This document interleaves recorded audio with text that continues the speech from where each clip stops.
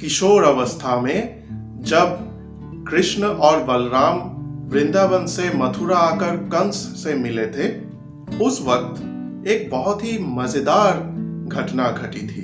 कृष्ण और बलराम जब पहली बार कंस के सामने आए तो कंस ने उनसे कहा, अच्छा तो आखिर तुम लोग मेरे पास आ ही गए।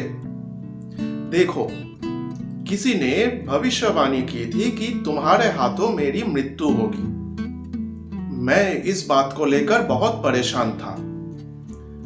तुम्हें तो पता ही है कि तुम्हें मारने की कई कोशिश की है मैंने, लेकिन आज जब मैं तुमको मेरे सामने खड़े हुए देख रहा हूं, मुझे ऐसा लग रहा है कि वो सारे कोशिशें करके मैंने अपना समय बर्बाद किया है, क्योंकि तुम तो बस एक पतला सा दुबला सा एक ऐसा बालक हो जिसको देखकर मुझे नहीं लग रहा है कि तुम्हारे पास कोई भी ताकत हो सकती है। हाँ, मैंने ये तो सुना है कि तुमने कुछ ऐसे कार्य किया था जिसे देखकर सब लोग हैरान हो गए थे, लेकिन मुझे ऐसा लगता है कि वो सब कुछ तुमने इसलिए किया था क्योंकि तुम्हारा नसीब उस वक्त अच्छा रहा होगा। लेकिन तुम चिंता मत करो, अब जब तुम मेरे सामने आ गए हो, तुम्हारा नसीब भी तुम्हारा साथ नहीं देगा, क्योंकि चंद घंटों के बाद मैं अपने इन्हीं हाथों से तुम्हारा वध करने वाला हूं। लेकिन फिर भी एक चीज को लेकर मैं बहुत परेशान हूं। वो ये है कि मैं तुम्हारा मामा हूं और तुम हो मेरे बहन का पुत्र, और अब तुम मेरे सामने अर्थात अपने मामा के सामने पहली बार आए हो, इसलिए मेरा कर्तव्य ये बनता है कि मैं तुम्हें कुछ उपहार दूं। लेकिन मैं ये सोच रहा हूं कि मैं तुम्हें कौन सा उपहार दे सकता हूं। अब देखो, मैं एक राजा हूं और तुम्हें देखकर ये लग रहा है कि तुम बहुत ही गरीब रह चुके होगे। मैं चाहूं तो तुम्हें सोना, हीरा, धन संपत्ति बहुत कुछ दे सकता हूं, लेकिन ये सब लेकर तुम करोगे क्या?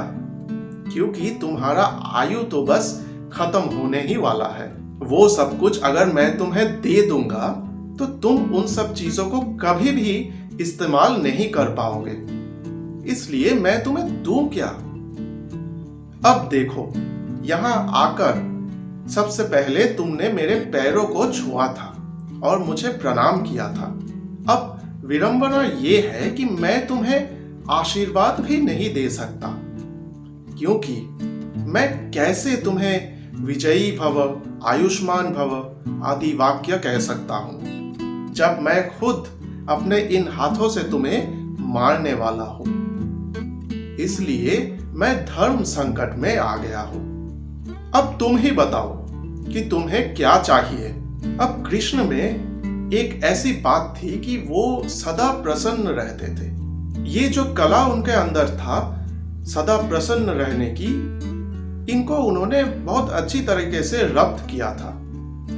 तो वो जब कंस उन्हें इतने सारे बातें सुना रहे थे तो वो चुप रहे और वैसे ही मुस्कुरा रहे थे। लेकिन बलराम को ये कला नहीं आता था। वो बहुत जल्द ही गुस्सा हो जाते थे और उनको गुस्सा दिलाना बहुत आसान होता था। जब कंस ये सब कुछ बोल रहे थे तो बलराम बहुत गुस्सा हो रहे थे।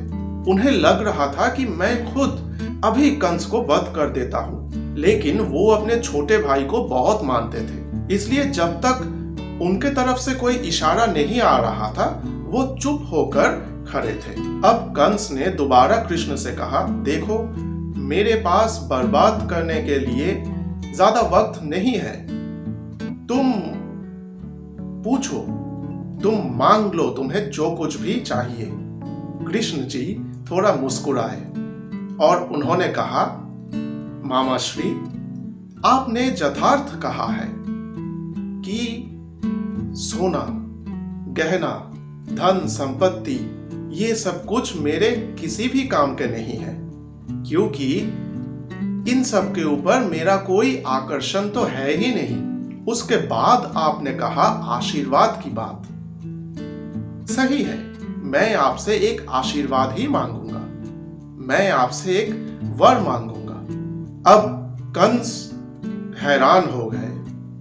उन्होंने सोचा कि मैंने सुना था कि ये बालक बहुत ही बुद्धिमान और चालाक है, अब ये वर मांगने की बात कर रहा है, क्या पता ये उल्टा सीधा कुछ मांग बैठा तो उन्होंने सीधा कह दिया, ठीक है, वर मैं तुम्हें अवश्य दूंगा, लेकिन तुम मुझसे ना लड़ने का, मुझसे विजय प्राप्त करने का या अमरत्व का वर बिल्कुल नहीं मांगोगे, क्योंकि मैं खुद तुम्हें वध करूंगा। कृष्ण ने कहा, आप निश्चिंत रहिए मामाश्री, मैं ऐसा कुछ भी नहीं मांगूंगा, मैं तो आपसे मृत्यु का वर मांगूंगा। वहां उपस्थित सभी, बलराम जी और कंस खुद भी हैरान हो गया, ये कैसी बात है, कोई मृत्यु का वर कैसे मांग सकता है। लेकिन फिर कंस ने सोचा, चलो ठीक है, ये लड़का समझदार है, मृत्यु का ही तो वर मांग रहा है, दे देते हैं। उन्होंने कहा, ठीक है, मांगो, क्या मांगना है तुम्हें। कृष्ण ने कहा, मामा जी मुझे ये वर दीजिए कि जब भी मेरी मृत्यु हो, पूरी दुनिया, समग्र संसार ये सोचता रह जाए कि इतने वीर एक व्यक्ति, इतना शक्तिशाली एक व्यक्ति, इतना चतुर और इतना गुणी एक व्यक्ति का मौत इतनी तुच्छ कारण से कैसे हो गया। अब कृष्ण की ये बात कंस के दिमाग में, मतलब वो सोचते ही रह गया कि इसका अर्थ क्या है, लेकिन उन्होंने कुछ कहा नहीं। उन्होंने कहा, ठीक है, तुम मृत्यु के वर मांग रहे हो, मैं तुम्हें दे देता हूं, तथास्तु। जो भी तुमने अभी मांगा मुझे समझ में नहीं आया, लेकिन फिर भी तुम तो मरने ही वाले हो, तथास्तु, मैं तुम्हें ये वर दे देता हूं। चलो अब तुम लोग जाके थोड़ा विश्राम करो, थोड़ा खाओ पियो, नाचो गाओ, मैं सही वक्त पर तुम्हें बुला लूंगा और सबके सामने इसी स्थल पर, इसी मल्ल भूमि पर तुम्हारा वध करूंगा, तैयार होके आना। सोचिए, कृष्ण ने जो कुछ भी कहा था वो असत्य नहीं था। हम सबको ये पता है कि कंस और कृष्ण के युद्ध के बाद किसकी मृत्यु हुई थी और कौन जीवित थे, और अंत में जब कृष्ण की मृत्यु हुई थी तब पूरा संसार ये सोचने लगा कि ऐसे वीर एक व्यक्ति, इतना चतुर, इतना शक्तिशाली, जिसके पास सुदर्शन चक्र था, ऐसे एक व्यक्ति का मौत ऐसे तुच्छ कारण से कैसे हो गया। सब हैरान होकर ये सोचने लगे थे।